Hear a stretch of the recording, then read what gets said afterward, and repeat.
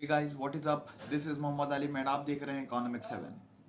तो सर जी, आज हम बात करने वाले हैं अडानी के नए खेल के बारे में जो ये करने वाले हैं।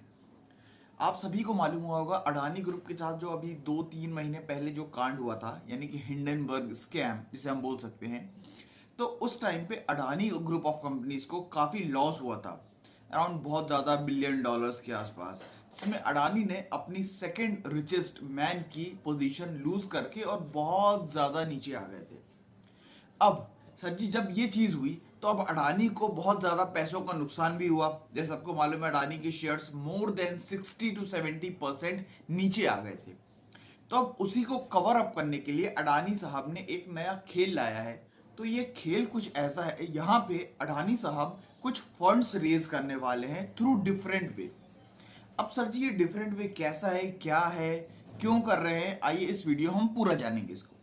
तो प्लीज ये वीडियो आप एंड तक देखना और सारी छोटी छोटी बातें इसमें समझना, ठीक है जी। जैसा आप सबको मालूम है कि अडानी की जो दो सबसे बड़ी कंपनीज है, यानी कि अडानी एंटरप्राइज लिमिटेड और अडानी ट्रांसमिशन लिमिटेड, अब इन लोगों ने ये फैसला किया है कि इन दोनों बड़ी जायंट्स कंपनीज से वो लोग पैसा रेज करेंगे, जो होगा क्वालिफाइड प्लेसमेंट इंस्टीट्यूशंस के थ्रू।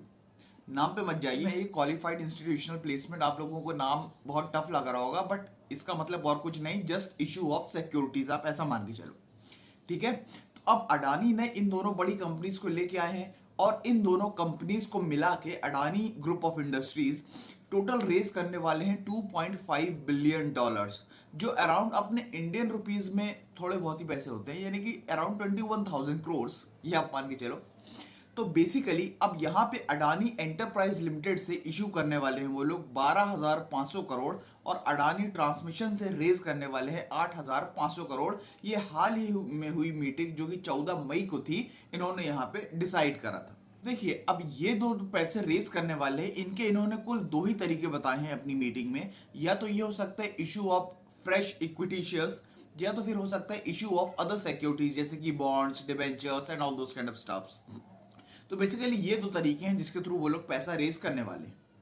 तो आइए अब हम जानते हैं कि इनके ये जो बड़ी बड़ी कंपनीज है, इनके पास ऑलरेडी कौन से प्रोजेक्ट्स हैं जिनके बेसिस पे इन लोगों ने फ्रेशली क्वालिफाइड शेयर्स इशू करने का फैसला लिया है। पहले एक उनकी सबसे बड़ी फर्म के बारे में, जो है अडानी एंटरप्राइज लिमिटेड।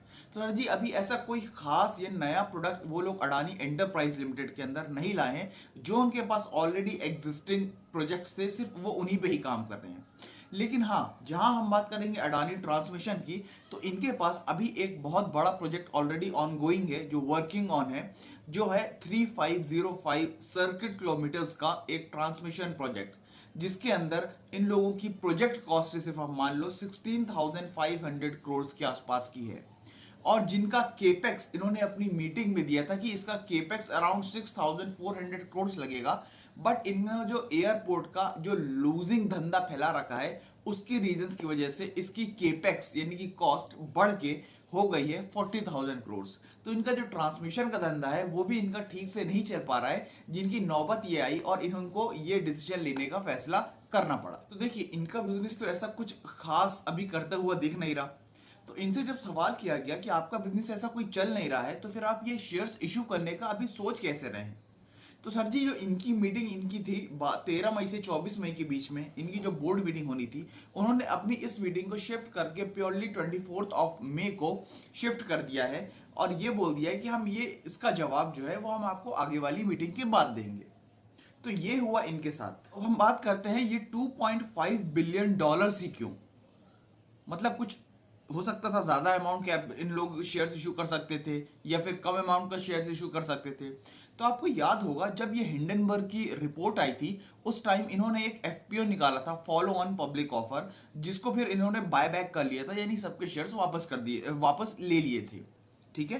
तो अब यहां पे हुआ ये कि ये अमाउंट वहीं का है, ये लोग सिर्फ अब नए तरीके से इसको इशू करना चाह रहे हैं। और इसके पहले कि आपको एक बात और बता दूं मैं, जब वो हिंडनबर्ग की रिपोर्ट आई थी, यानी कि अर्ली ऑफ मार्च के टाइम पे, तो उस टाइम पे इन्होंने अराउंड 1.9 बिलियन डॉलर्स के अपनी कंपनीज के शेयर्स एक अमेरिकन इन्वेस्टमेंट फर्म है जो कि है गॉग फर्म, उनको बेच दिए थे पैसे रेज करने के लिए। तो आई होप आपको ये वीडियो इंटरेस्टिंग लगी होगी, नॉलेजेबल लगी होगी। तो अगर आप और भी ऐसी बिजनेस रिलेटेड अपडेशन चाहते हैं या अपडेटेड वीडियोस चाहते हैं तो प्लीज प्लीज इस चैनल को सब्सक्राइब करें, लाइक करें